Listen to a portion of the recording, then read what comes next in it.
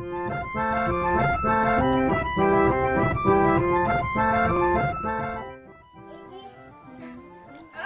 da çek.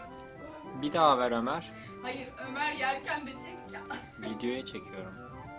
Babası kalpten. Ne yapıyor? Dondurma eline mi sürdü daha demin?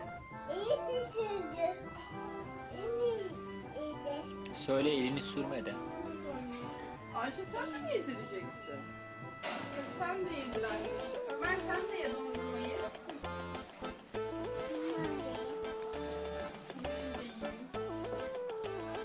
Ayşe yedir anneciğim.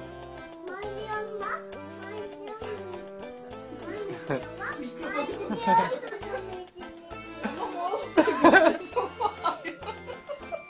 Tamam siz yiyin şimdi bitti. Tamam bitti. Bitti bitti.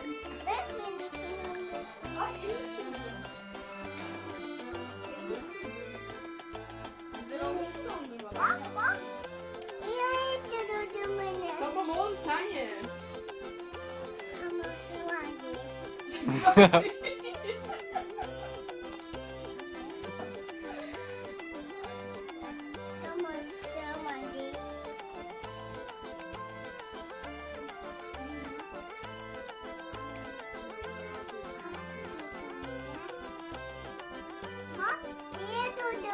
Şey içinde krema var.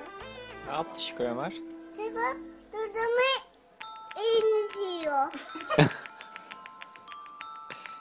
Eliyle mi yiyor?